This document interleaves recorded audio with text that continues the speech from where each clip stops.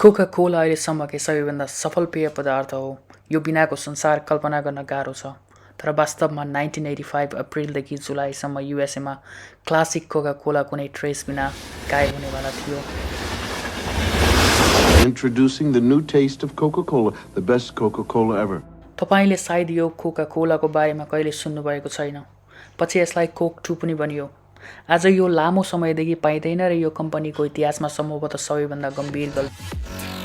This is the new Coca-Cola. A change in its formula. Coca-Cola is about to announce what it calls the most significant development in its history. Altering its 99-year-old secret recipe. Bring back the classic taste of original Coca-Cola. We're not that smart. You're insane. दशकौं अगाडिदेखि युएसएमा Coca Cola पहिलो नम्बरमा soft ड्रिङ्क्सको क्याटेगोरीमा आउँथ्यो।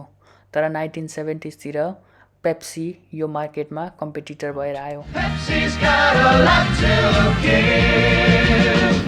यसरी सुरु हुन्छ एउटा खोला वार, soft ड्रिङ्क्सको युद्ध, जसमा विज्ञापनद्वारा युद्ध क्षेत्रमा लड्नुपर्ने हुन्थ्यो। युवा जमातमा भने पेप्सी एकदम चर्चित थियो। Pepsi, the choice of a new generation. नयाँ एडभर्टाइजमेन्ट क्याम्पेनले पेप्सीलाई अगाडि बढाइरहेको थियो र कोका-कोला पछाडि गइरहेको थियो। You know, in tests like these nationwide, more people prefer to taste the Pepsi over Coca-Cola. पेप्सीको एड क्याम्पेन द पेप्सी च्यालेन्जले मानिसहरूलाई कोका-कोलाबाट पेप्सीतिर लगिरहेका थिए। यसको विरुद्धमा कोका-कोलाले नयाँ प्रोडक्टहरू Coke light, diet Coke, caffeine free कोकहरू बाहिर निकाल्यो। तर एउटा महत्त्वपूर्ण प्रश्न, पहिलेको कोकको रेसिपी चेन्ज गर्ने कि नै?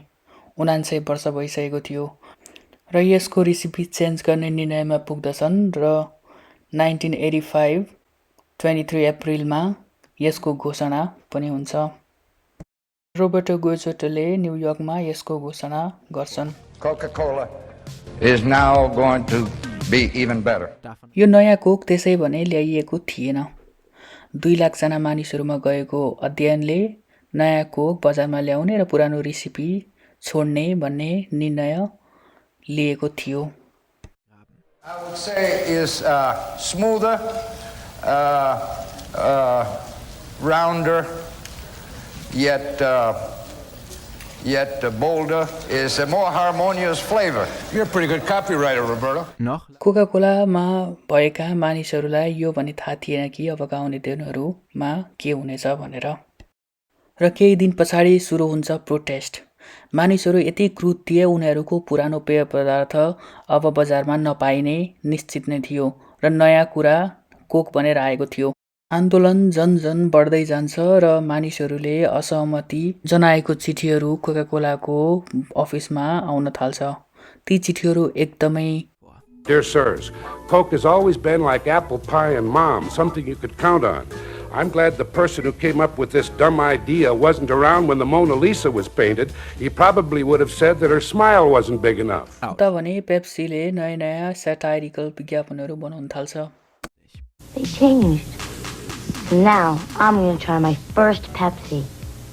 But I still want to know why Coke changed.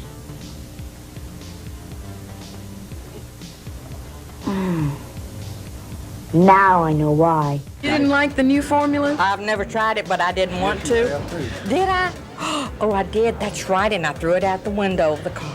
We don't like it. Because we don't like it. आन्दोलनमा न्यू कोक ढलमा हाल्न थालिन्छ र कोका-कोलाको सेयर एकदम द्रुत गतिमा तल गिर्न जान्छ र प्रोटेस्ट गीतहरू पनि लेखिन्छ। Please don't change the taste of Coke. Why do you want to fix it? It ain't broke. Gay Mullins नाम गरेका फ्यानले एउटा organisation old cola drinkers of America स्थापना गर्छन्। उनीहरूले नयाँ पेटिसनहरू साइन गर्दै दिने कामहरू गर्छन्। नयाँ टी सर्ट्सहरू र ब्याजहरू बनाउन थालिन्छ र आन्दोलन सशक्त रूपमा अगाडि बढाउन थालिन्छ।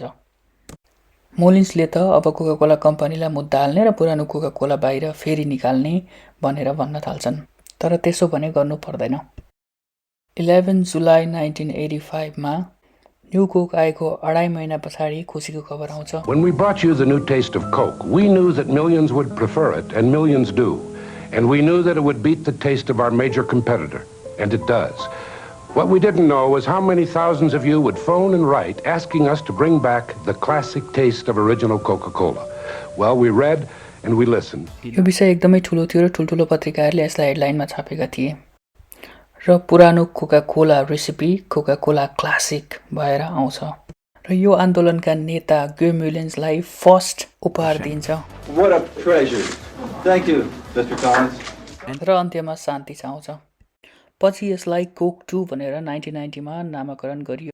1990 देखि 2002 सम्म यो 17 वर्ष प्रोडक्सनमा रह्यो र 2002 मा यसलाई अन्त्य गरियो।